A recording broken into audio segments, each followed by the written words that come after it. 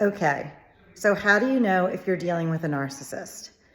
I'm not a therapist, but I've been dealing with disintegrating marriages for about 30 years. And what I can tell you is that when a marriage is really unraveling, like really on its last legs, that both parties are going to tell me that they are married to a narcissist.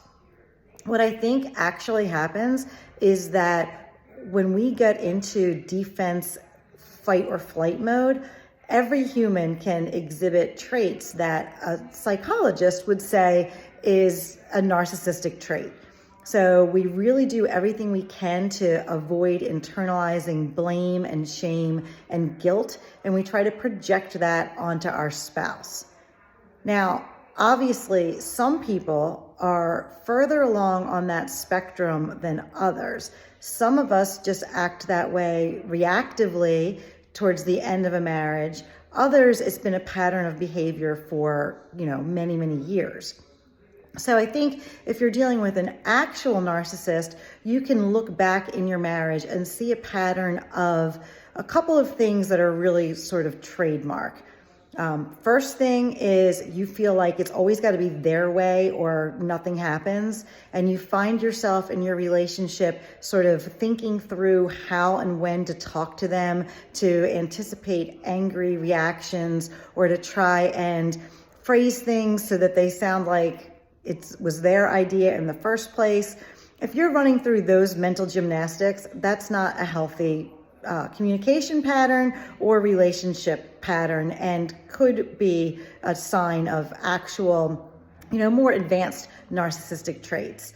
So that's the first thing. Second thing is sort of these explosions of anger that you're never sure really what's going to trigger, but that when they trigger, that you feel like you have been actually physically attacked. It really can feel emotionally like you are that beat up.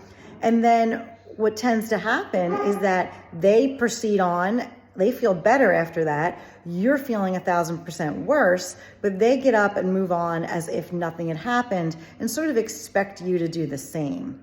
Okay. Then there's a lot of other, clinical things. You hear my dog barking in the background.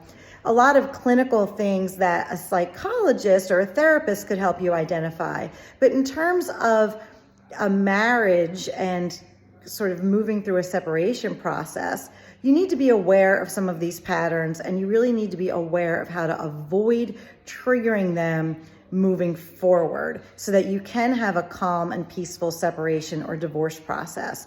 And that's what my masterclass is all about. It's giving you a little bit of that background so you understand what you're dealing with and really very much understand how to navigate around it, not to be manipulative, but to actually be considerate of the true psychological triggers that your spouse is likely dealing with.